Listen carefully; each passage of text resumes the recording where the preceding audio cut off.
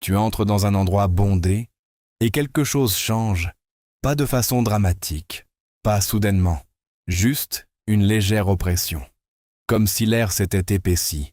Tu continues à sourire, tu continues à parler. Mais une partie de toi cherche déjà la sortie. Sache que ce n'est pas un problème. Sache que ce n'est pas de la timidité.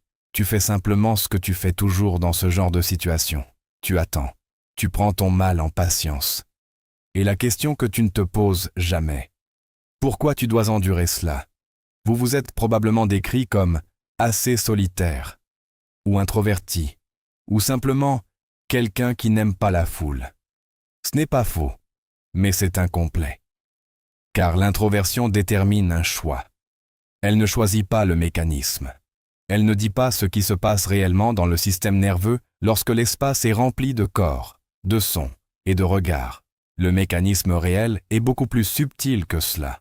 C'est ce qu'on appelle le traitement sensoriel différent. Le cerveau filtre en permanence. Il reçoit des millions de signaux par seconde, sons, mouvements, température, visage, et décide lesquels ignorer. Chez certaines personnes, ce filtre est plus fin, il est plus perméable, il n'est pas cassé, il est plus sensible. En d'autres termes, alors que les autres reçoivent 10 signaux, vous en recevez 30. La pièce n'est pas plus bruyante pour vous.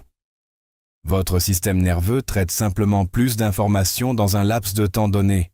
Dans un article écrit en 1996, Helen Aron explique que l'hypersensibilité, ou QOT2 selon son nom scientifique, n'est pas un trouble. Au contraire, il s'agit d'un trait de personnalité héréditaire présent chez 15 à 20% de la population. Je voudrais partager avec vous les conclusions des recherches d'Aron. Sélection naturelle, cette caractéristique n'est pas une erreur de l'évolution, mais au contraire une stratégie de survie efficace. Quote 3. Différence stratégique. Alors qu'une partie des êtres vivants choisissent d'être quote 4, le groupe auquel appartiennent les individus extrêmement sensibles utilise une stratégie de quote 5. Origine biologique.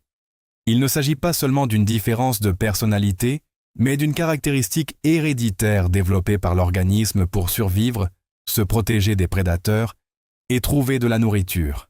C'est comme un processeur fonctionnant à une fréquence plus élevée, efficace, mais énergivore. Comment cela se traduit-il concrètement dans la vie de tous les jours? Je ne vous l'ai pas encore dit.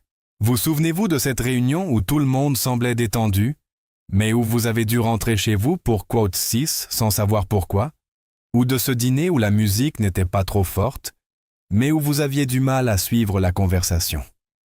Ou encore de ce simple trajet en métro aux heures de pointe qui vous a épuisé comme si vous aviez travaillé 8 heures? Ce n'est pas de la faiblesse, c'est une surcharge de traitement, et cette surcharge vient de quelque part. Dans les années 90, un psychologue américain a étudié pourquoi certains enfants semblaient hypersensibles aux environnements bruyants.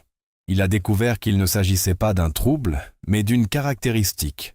Une caractéristique génétique, fixe, présente chez environ 20% de la population et chez des dizaines d'espèces animales différentes.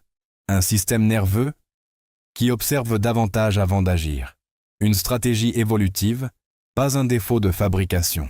Helen Aron le confirme dans son article.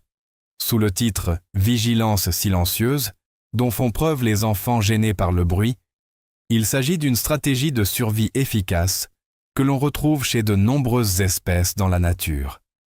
Ces enfants perçoivent les risques et les détails de leur environnement plus profondément que les autres. Et si c'est une stratégie, alors cela signifie que vous possédez quelque chose dont vous n'avez pas encore conscience. Ce que vous ne remarquez probablement pas, c'est que votre système nerveux, surchargé dans les foules, perçoit des choses que les autres ne remarquent pas. Vous ressentez la tension dans une pièce avant que quiconque ne la mentionne. Vous remarquez un détail qui ne colle pas dans un plan que tout le monde trouve parfait. Vous savez exactement à quel moment une conversation a changé de ton. Vous ne le faites pas consciemment. Votre cerveau fonctionne en permanence à un niveau que la plupart des gens ne peuvent atteindre qu'au prix d'efforts considérables. D'après les recherches menées par Helen Aron et Arthur Aron en 1997, Ces personnes détectent beaucoup plus rapidement et clairement les petits changements dans leur environnement. Couleur de la lumière, fréquence sonore, odeur. Mais cela ne s'arrête pas là. Elles soulignent également que ces personnes ne se contentent pas de recevoir les stimuli, mais qu'elles les analysent plus en profondeur pour leur donner un sens. Incroyable, n'est-ce pas? Mais ce n'est pas un super pouvoir. C'est une architecture. Un bâtiment aux fondations plus profondes peut supporter plus de pression. La profondeur a un coût et une capacité. Tu paies ce coût depuis longtemps. Tu commences seulement à voir la capacité. Essayez ceci. La prochaine fois que vous quitterez un endroit bondé, épuisé, rembobinez le film. Qu'avez-vous remarqué que les autres n'ont pas remarqué? Que faisiez-vous pendant que les autres profitaient simplement du moment présent? Car le cerveau épuisé par la foule est le même que celui qui, dans le silence, établit des connexions que les autres ne pourront jamais atteindre. La fatigue n'est pas un défaut de conception. C'est la preuve que le moteur fonctionne. Vous ne pouvez plus voir cette fatigue comme avant. Et c'est ce qui importe vraiment. Je suis très intéressé de savoir ce que vous en pensez. Discutons-en dans les commentaires. Les foules ne te détruisent pas. Elles te coûtent cher, car tu travailles plus que ce que les gens voient. Si cette vidéo t'a laissé une question sur la façon dont ton cerveau fonctionne différemment, ne passe pas à autre chose. Les vidéos qui s'affichent sur votre écran ne sont pas là par hasard. Elles correspondent exactement à l'endroit où vos pensées vous mènent.